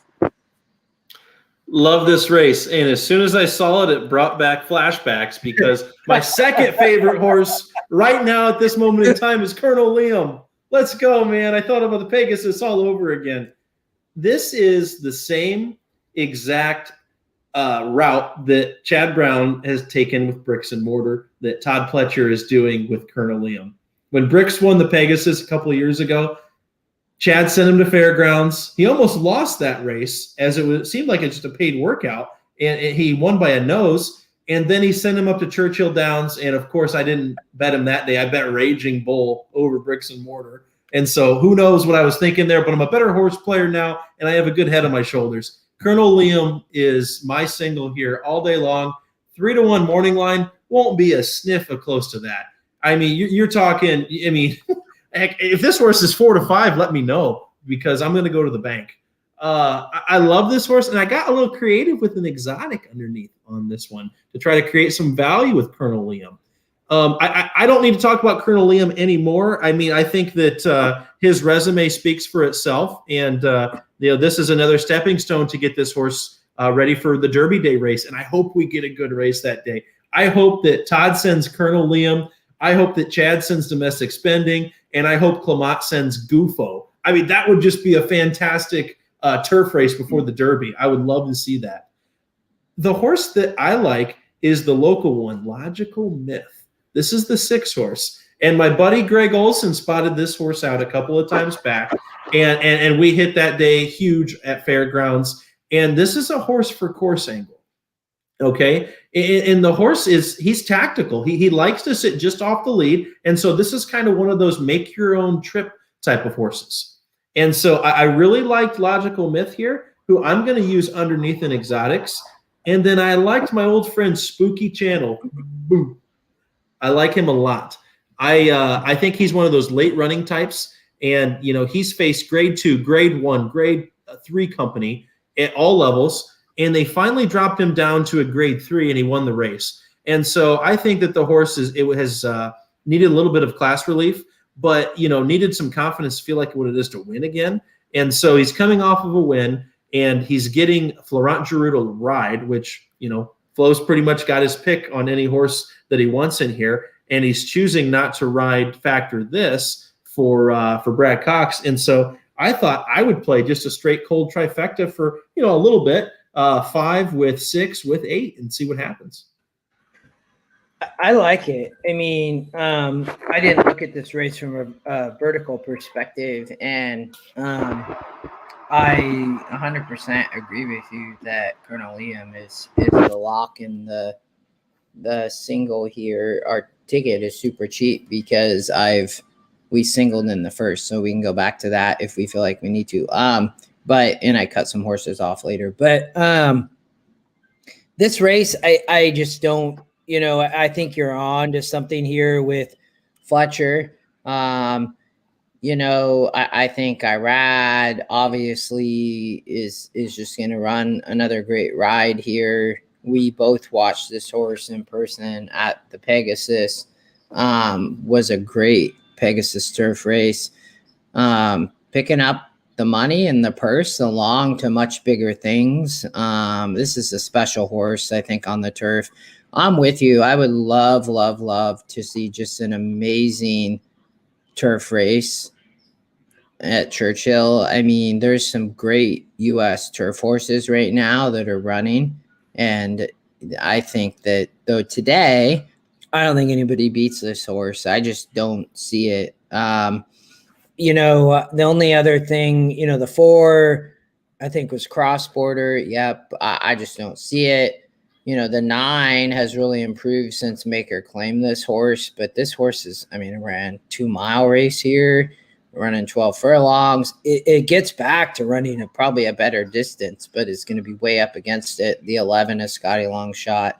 Pixelate ran in the Pegasus turf. I don't see any of these. These are the race where you're like, oh, how can I beat this horse? And you end up like, when you finally can even figure anything out, is like, it's not happening, which is the case here. And to your point, I don't know why this horse is 3-1. Give it to me right now. If you can, will you book a 3-1 for me right now? I'll take all you can get. For viewers, a buddy of mine, Chris, he lives back east, said that there are some websites where you can lock in the morning line odds. That's like awesome. These are not your traditional horse racing websites, but some of the other more sports book websites.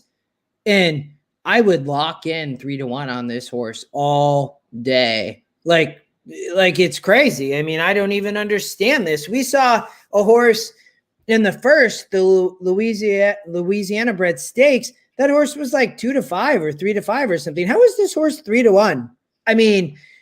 It's not. I get it. It's very lightly raced, but this is a special horse. I don't know. That's maybe where the wrong. EE morning line comes into play, 3-5. That's what the morning line should have been. And we know it. We all know as it. you said, this horse is going to be 4-5, even money or something. Mm-hmm. There's no way this horse is 3-1. And again, maybe we'll be wrong, and maybe horse won't. Maybe not going to run. I don't know. Mm-hmm. It can happen. I just don't see it. So, all right, we're singling there. This is a great pick 3. Just for viewers. And you're going to get value, you guys, if this 8 wins past the plate. So don't, I know I tried to do this after last week because we didn't talk a lot about that pick 3 with special reserve, and a few people caught on to it and others didn't. We talked like, okay, good value. And then, oh, you can spread here.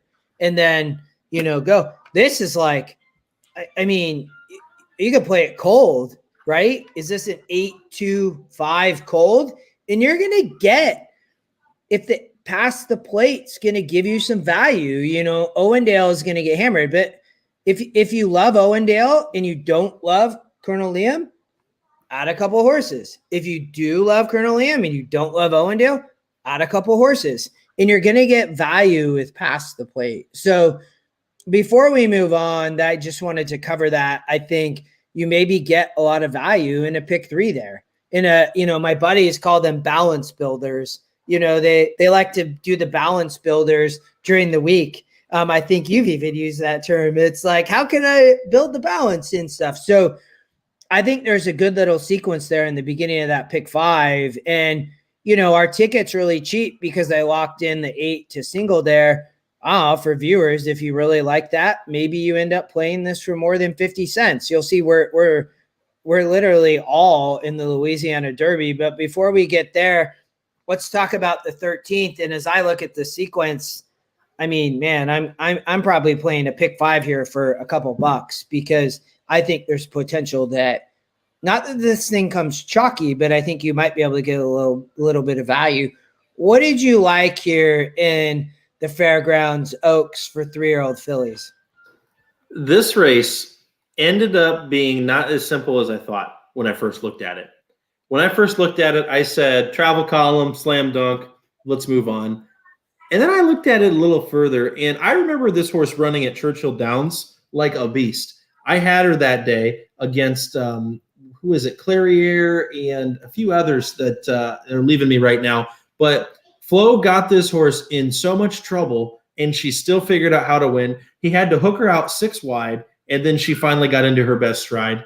And then last time at the Rachel Alexandra, Flo hand rode her the whole time until she got passed. I don't think he saw this horse in Clariere coming behind him. And I'm torn between 2 decisions to make. If you just watch the replay, Travel Column never should have lost that race. That was just a bad decision by Flo. He never went to the whip, never gave her any encouragement, and then Clariere comes by and mows her down at the end. I'm thinking that he won't make that same mistake twice. Okay, that's one part of me that's thinking that. The other part of me is, okay, well, was that his fault entirely? Or did the horse just get a little lazy in the stretch too? So I felt like we were so skinny on our ticket that it would be worth maybe trying to use Travel Column defensively and a few others like Clariere, who's already beaten her. And so you know, had that last race not happened, I would be singling Travel Column here with no questions asked. But because I saw a little bit of weariness, I went 4 deep here. And I went with the 1, the 6, the 4, or 1, 4, 6, 8. It looks like those are the 4 that you kind of had up there too highlighted. And let's make some cases for the other ones. Let's look at Clariere, the 6, who's definitely going to be the second choice. Look at this GSR, 88. Are you kidding me? That's high for viewers. Like, I don't actually, I mean, and that's back in the day. So for, the tool is so young, and I know we're at an hour and a half, so I don't want to spend too much time on this. You actually used to be able to get 100 GSRs. There were horses that showed 100 GSR. I haven't seen that in a long time. The AI algorithm, because it is an AI tool, gets better and better and better and better and keeps getting better. I think that they've changed the algorithm a little bit to make it better. I don't remember the last time I've seen one this high. I mean, this is really high. So to your point, and yeah, it's, she has beat Travel Column. Travel Column has beat her, I didn't mean to interrupt you, but that's a very high GSR. It is. It's insane. And so, I had to use Clariere. We'll see what happens. My heart, I think Travel Column, she was my Oaks horse before that last loss. And so I was saying that, this is Cox and Flo's Oaks horse this year. And that's all you needed to know. But, it's a lot of these horses go undefeated, their, campaigns into big races like this. And this is something that's going to be in the back of Flo's mind to not let this happen again. And, we'll see. Maybe he gets a little over aggressive. Who knows? Maybe there's better in this race. I don't know. The one, Zygel, is that how you pronounce that one? That one was interesting to me. The figures are a little lower on this horse, but she's 2 for 2, improving. After maiden special weight, went and won a grade 3 pretty handily. Is getting a jockey upgrade to IRAD for Todd Pletcher, Shadwell Farm. And so I thought, man, why not this one? Why not? This one could break out and go, early onto the lead. And then the other one that I had was the 4 Little Trouble. And Luis Saez is going to be riding this one for Tom Amos. And this is another speed horse. This is also going to be out there. This is probably the speed of the speed. And so I'm like, you know what? I don't know if there's going to be track biases. Maybe it's not going to be favoring horses coming off of it. Maybe Travel Column gets in a little bit of a trip trouble. But of the horses that I wanted to single, I felt like this was the one that I kind of wanted to try to play against a little bit defensively. Yeah, I really like Zygel, and I actually didn't have this on my notes up above for the viewers. I'm actually this is probably, I'm the thing when I see this, and we talked about this earlier, is you have this 6 and 8 horse, and both these girls have been running against each other. and very tough. I mean, 80 SORs. I mean, these are huge for grade 2s. Zygel ran a grade 3 and one step slow. I'm going to go back and watch this race because I really want to watch her now. And I'm also going to go back and watch the races of the 6 and 8. Not that I just can look at a race and try to figure it out, but I kind of want to look at this. The thing that I love here is she's stretching out, and I missed, I actually didn't get it. I was running out of time as we had to handicap 14 race card. I had got to this race, and you have an EquinEdge morning line angle. I love these. And I think the viewers are starting. I had somebody send me a message like, oh, like I really appreciate last week on Special Reserve that you did that because I understand it now. This is it. These are where, and we had a couple of them on the card, like if you can combine them with other things. The other thing here is this horse is stretching out, viewers. It's getting an increase in GSR of 6 points. And you might say, oh, it's 6 points. That's not a lot. But also, it's going from a 74 to an 80. This girl in Philly is bred to go 2 turns. Who's riding the horse? It's not anybody. It's Irad. I mean, so, are the 6 and 8 special? I don't know. But I'm definitely going to go watch to see what I think of them.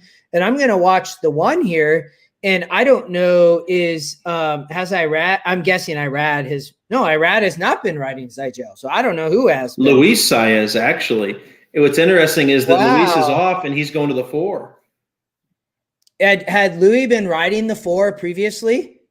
I don't think so, but Tom Amos usually calls Louis when he's got a speed horse. And so I think that's what makes sense here. And, Pletcher and Irad, that was going to be the top call. And so I don't see anything into the jockey switch here between the 1 and the 4. I think both riders are riding the horses that they want to ride. Well, but the takeaway for me there is Saez got taken off. I mean, Irad's getting the mount here. I mean, so, if Saez stays on the 1, maybe I like the 1 a little bit less. I love that Irad takes over the ride here, the homebred for Shadwell Farm. I think this might be a very interesting bet with the 1.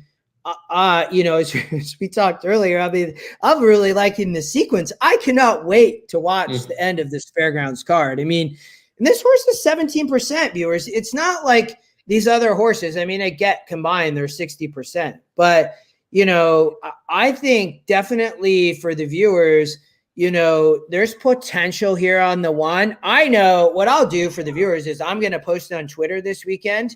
I'm going to post like, do I like this 1? I mean, I'll let the viewers know, before the race or on Saturday, because I'm going to go and try to figure this out because you're going to get a lot of value. And again, the 6 and 8 have been facing each other. It's not to say they're not great horses, but we don't know about the 1. We talked about this. The 1 shipping in. It's coming from Gulfstream. The forward gal. Oh, this, I did write a note here. I did look at this. I did look. So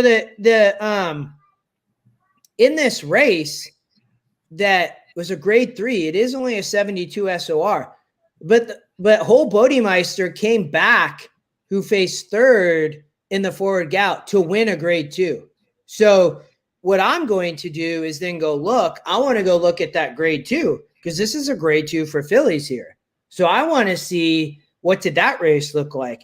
If I see that is a good race, I am all over Zygel here to beat these 2 horses because it just tells me how proven are these 2. They've been facing each other. So yes, they're both great little fillies, but you might find an even better filly that's going to go on to be something special here in Zygel as Fletcher ships in, and Fletcher shipped into Oakland last weekend. Now shipping in is a $400,000 purse, right? What's the next step after this? So I know we spent a lot of time. We'll get to the Derby here. We're at an hour 40, definitely 10 minutes past what I thought we might be. Do we want to, let's pause at least for a second. What do we want to do here versus the first versus the last? Do we want to go to the last and talk about the Derby, or do we want to go back to the first, let it do its thing? It's going all in the Louisiana Derby, which I don't have a great read on this race. So I had 4 horses in the Derby, and they were all in order of 3, 5, 6, 7. Excuse me, sorry, 4, 5, 6, 7. 4, 5, 6, 7 is what I had here. Proxy, Hot Rod, Charlie, Mandaloon, and Justin's horse, Midnight Bourbon. And, I thought that these horses really towered over the rest, and I didn't really want to make a decision. Mandaloon will be your favorite again. And I'm not so convinced that this horse is the goods yet. Okay. And I hope he proves me wrong. I really do. And they added the blinkers last time out, and that seemed to really help this Mandaloon horse. I needed him 2 starts ago when he lost to Midnight Bourbon and Proxy. But maybe with the blinkers, this horse is a lot more focused and, is seeing the end goal in mind of the Derby Trail. And so, Brad Cox has kept this horse, in Louisiana for its last 2 starts, about to make his 3rd one in Louisiana. And so this is the horse to beat on paper. Hot Rod Charlie, the 5, the old 90-1 shot that was at the Breeders' Cup that almost pulled off the upset over Essential Quality. Hasn't really done much since. One race, the Robert B. Lewis, ended up running second to, was that other Baffert horse, Medina Spirit, I believe? Yes, it was. And that's no slouch. And nobody talks about that horse. That's the horse that almost beat Life is Good in his second time start. And so I think Hot Rod Charlie is a must include there. Proxy's the horse that I like as the top pick. And so he's lost twice to Midnight Bourbon once to Midnight Bourbon, once to Mandaloon, but he's right there. I think that this horse is taking major steps forward, and I think he has a chance to take another step forward, maybe even further than what Mandaloon has after he's learned something. And so Velasquez comes in to ride this horse for Mike Stidham again. He rode him in the Risen Star. I just think that this is the horse that's going to be the price he's going to be 5-1. Are you going to take even money on Mandaloon, or are you going to take 5-1 on Proxy?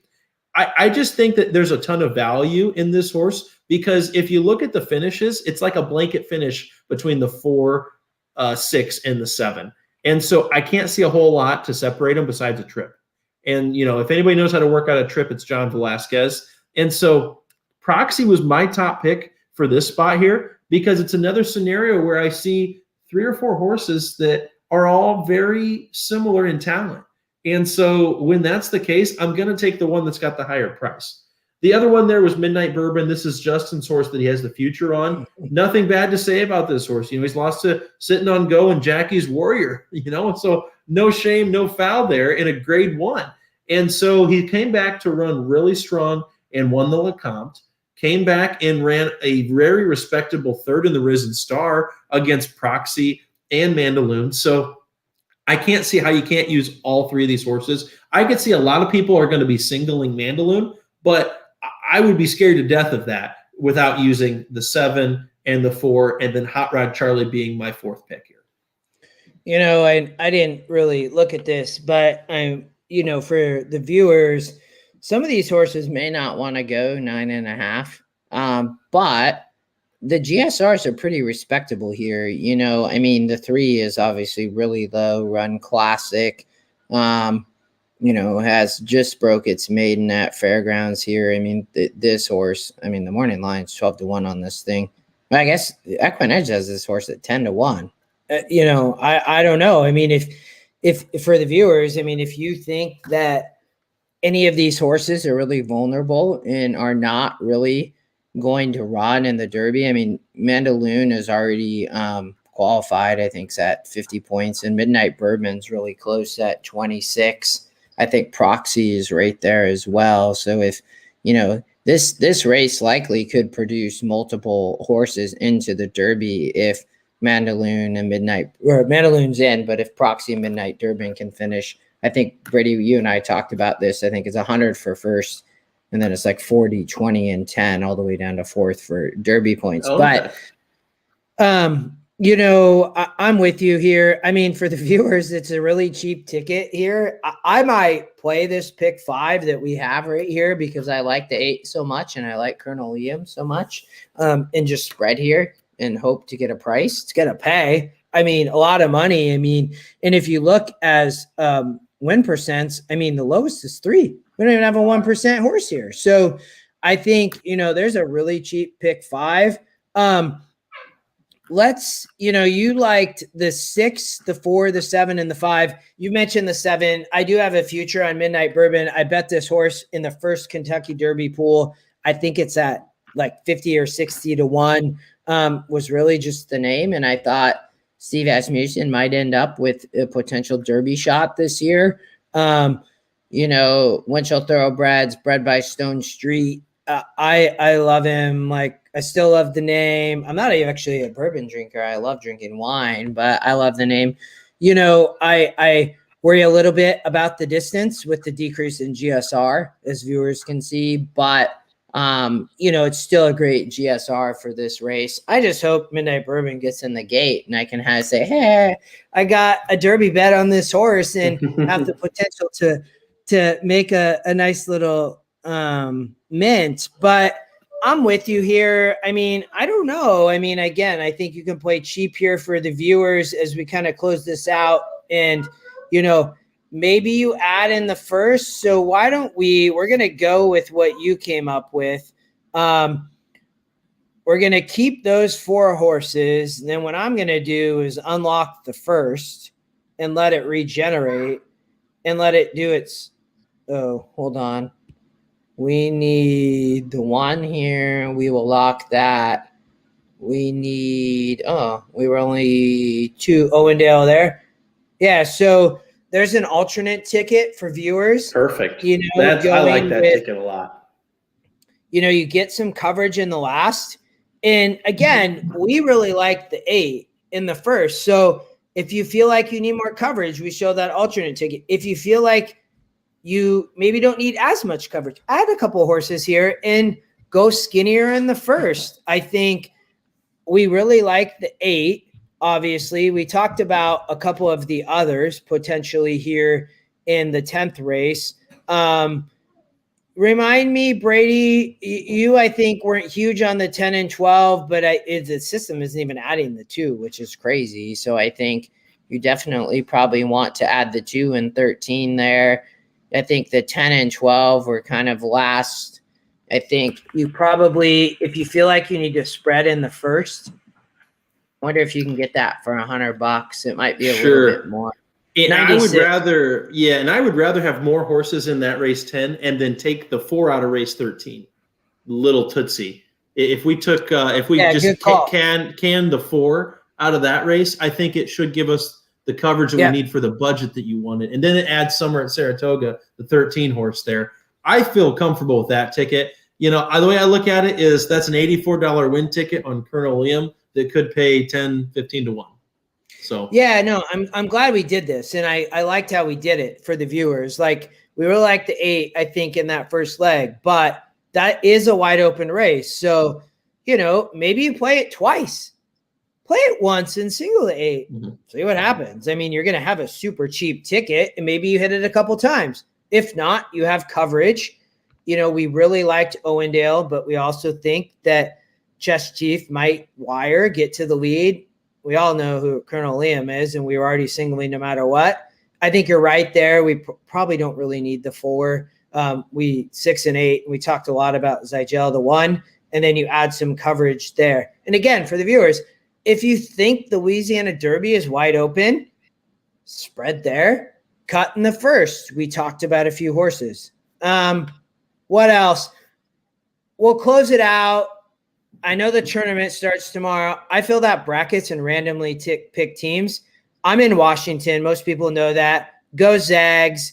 They have not had an undefeated team win the tourney since Bob Knight was at Indiana. Go Zags. I hope they do it. It's such a great school and great team. I would love to see them do it. In all 4 brackets I picked out, I have them winning. Other than that, I just picked a lot of random other teams. What are your thoughts? I know I talked to you for a minute. Like, do you have any thoughts? Indiana, like what? I'm from Indiana. Of course, we're playing all the games here. I wish I was going, but college basketball without a whole lot of fans. I wish the fans were there to cheer these teams on. I haven't watched a college basketball game all year, and so I'm going to have some buddies over tomorrow night. We're going to watch the games and have some fun. I did like two teams. I love North Carolina tomorrow to absolutely take it to Wisconsin. And then I love Loyola and Sister Jean. She's 101 years old, just got her vaccine. She's going to Indy. She's going to be at the game for them to take it to Georgia Tech. I think their top scorer is out with COVID. And so I liked me a little bit of Loyola Chicago with North Carolina tomorrow. The top pick to win it all it's probably going to be the Illini of Illinois. I thought they were very impressive, and I think that the Big Ten has a couple of top teams that have kind of beat up on each other. And so I look for them to do well. You got to look at Purdue as well. I mean, they're going to be dangerous in playing a lot of the games and could be on their own home floor with it being in Indiana. And so, we need the NCAA tournament back. It's going to be quite the Saturday, flipping back and forth between Fairgrounds, Gulfstream, Oaklawn, basketball. I don't know I'm supposed to play golf on Saturday, and I'm going to try to leave my phone in my bag and see what happens at the end of the day. Is Sister Jean going to the game? I think so. Yeah, they said I had heard that they were creating some, she was all about it and they were trying to not let her go. But I love that. And I'm with you. I think in most of my brackets, I picked North Carolina and Loyola there. The only others I think, and again, actually, I shouldn't even comment because I didn't spend a lot of time. I think Villanova has the potential to make a little bit of a run. I also think Oregon out of that bracket, I know that they just lost to Oregon State and they're going to get a lot of flack for that. But all my friends at home are just huge Husky and Cougar fans here in Washington and absolutely hate the Ducks. But I've always been a Duck fan. I think they have the potential. And then I think some schools, I think Houston could make a run. I'm with you on, did you say Illinois? Yeah, Illinois. Yeah. Illinois. I think they have a shot. I think it's going to be a great tournament. I feel like we're coming out of COVID. Horse racing kept us through it, man. I mean, what a great sport to pull us through the whole thing. It never stopped, but the tournament's back. I love it. Great show. Viewers, I hope you liked it. 14, I know we went long, we went an hour and 52. There was a lot to cover, and we've got some exciting things coming up after this weekend. We get through the LeCompte. Next week, we're talking Florida Derby. Then we're talking Santa Anita Derby. Then we're talking Bluegrass. And then we're talking Keeneland. I mean, we've got a whole lot on our plate coming up here in the next few weeks. Are you going to Keeneland? Yes, 100%. We're going to Keeneland. So that's the second week of April, and then I'll be at the Santa Anita Derby the first weekend in April as well. How well, we'll catch up. I have not made it to Keeneland yet. It's probably actually, other than Saratoga, is next on my list. So I actually will connect. I think that I might have to come out and meet you if the schedule works. But it was a pleasure. Go Midnight Bourbon. I want my Derby pick. Just hit the top 4 and get in the Derby. But let's go. It was a pleasure. Viewers, let us know comments. I mean, I think we love doing this. It was a big card, but I hope everybody loves it. I actually feeling really comfortable. I'm glad we went through it. And there are some good sequences. For the viewers, if you make it through the whole show, I'm going to post some pics on Twitter. I know we haven't figured out how to put them in the actual podcast. So watch for that. Most people, I think, are on my Twitter, but watch for that. It's my name, essentially. But it was a pleasure, bro. I'm looking forward to Saturday. Have a good Friday, and we will connect soon. You too, man. Can't wait. Good luck to everybody this weekend. Yeah, of course. Good luck, everybody.